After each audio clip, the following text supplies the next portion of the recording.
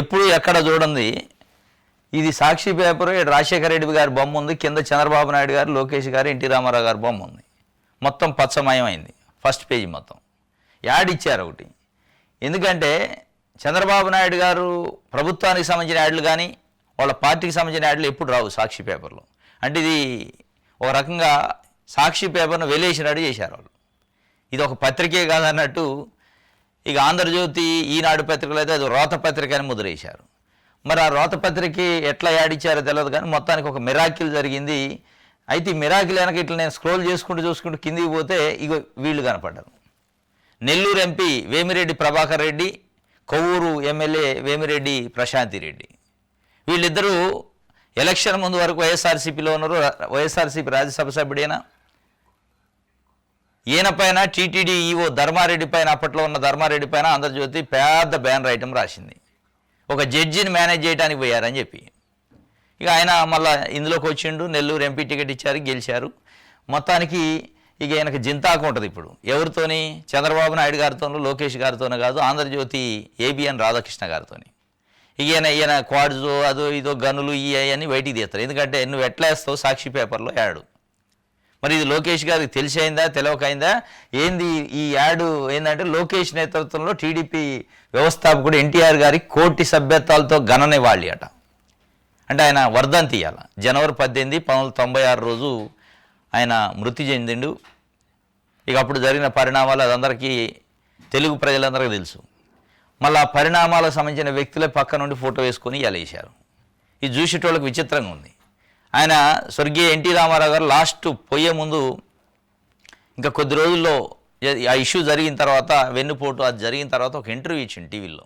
అది ఇప్పటికీ సర్క్యులేట్ అవుతూనే ఉంటుంది. దాంట్లో స్పష్టంగా చంద్రబాబు నాయుడు గారి నుంచి కొన్ని వ్యాఖ్యలు చేసిండు. కానీ అదే చంద్రబాబు నాయుడు గారు ఎక్కడ మీటింగ్ జరిగిన ఆయనకే దండేత్తడు. ఆ వ్యాఖ్యలు చేసిన ఎన్టీ రామారావు గారికి వేసి ఆయనతోనే ప్రారంభిస్తారు. కోటి సభ్యత్వాలతోని ఘన నివాళి చేశారట. లోకేష్ గారు ఒక్కళ్ళే చేసిండట కోటి సభ్యత్వాలు అన్నట్టు రాశారు యాడ్. ఇది లోకేష్ గారే చేసిండు, లోకేష్ గారు వలన అయింది అన్నట్టు రాశారు. ఒక 11 నియోజకవర్గాల్లో 1,00,000 మార్కు దాటిందట. ఒక 105 నియోజకవర్గాలు 50,000 మార్కు దాటిందట. మొత్తానికి ఇప్పుడు ఎందుకంటే అన్ని పేపర్లో ఇచ్చారు, సాక్షిలో ఇవ్వటం అనేది ఇప్పుడు ఒక ఆశ్చర్యకరమైంది.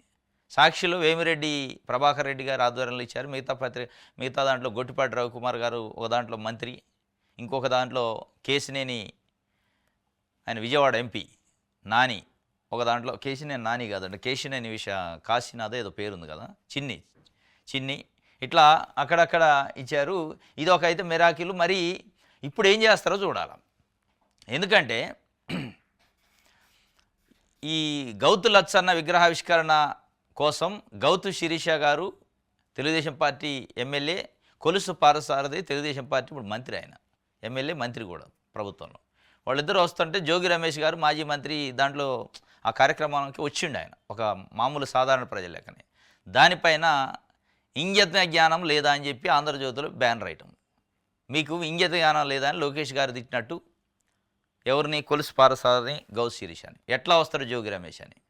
మరి ఇప్పుడు మరి అన్నీ ఇంగిత జ్ఞానం లేదా నీకు ఎట్లా వేస్తావు? సాక్షి పేపర్లో పైన రాజశేఖర రెడ్డి బొమ్మ ఉంది, అది జగన్మోహన్ రెడ్డి పత్రిక, దాంట్లో నువ్వు ఎట్లా యాడ్ చేసినవని లోకేష్ గారు కానీ ఆంధ్రజ్యోతి అంటదే అనేది చూడాలి. ఎందుకంటే వాళ్ళు బడుగు బలహీన వర్గాల నాయకులు కాబట్టి వాళ్ళ ఇంగితమైన వాళ్ళ ఆత్మగౌరవం మీద దెబ్బ కొట్టి వాళ్ళకి ఆత్మగౌరవం లేనట్టు ఒక రకంగా అవమానించే కార్యక్రమం చేశారు.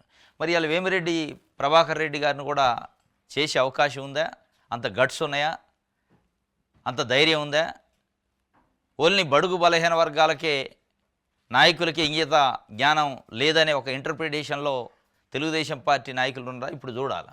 ఇది ఒక వార్త అయితే దీనికి సంబంధించి యాడ్కి సంబంధించి. ఎందుకంటే మనం యాడ్ గురించి ఎందుకు ఎక్స్ప్లెయిన్ చేస్తున్నాం అంటే ఎప్పుడు రాలే. ఇవాళ సాక్షిలో ఇప్పుడు మిగతా పత్రికల్లో ఈ యాడ్తో పాటు తెలుగుదేశం పార్టీ యాడ్తో పాటు గవర్నమెంట్కి సంబంధించిన ఒక యాడ్ కూడా వచ్చింది. స్వచ్ఛ ఆంధ్ర, స్వచ్ఛ అన్నట్టు ఒక ఏది స్వచ్ఛ ఆంధ్రప్రదేశ్ మీద ఒక ప్రతి 3వ శనివారం రోజు స్వచ్ఛ ఆంధ్ర చేయాలట. ఆ స్వచ్ఛ ఆంధ్ర కోసం స్వచ్ఛ ఆంధ్ర కార్పొరేషన్ అని ఒకటి పెట్టారు గవర్నమెంట్. ఆ కార్పొరేషన్ నుంచి అన్ని పత్రికలకి యాడ్ ఇచ్చారు, ఒక ఫుల్ పేజీ. ఆ యాడ్ మళ్ళీ సాక్షిలో ఇయ్యలే, గవర్నమెంట్ యాడ్లో ఇయ్యట్లే, కానీ పార్టీ యాడ్ ఇచ్చింది.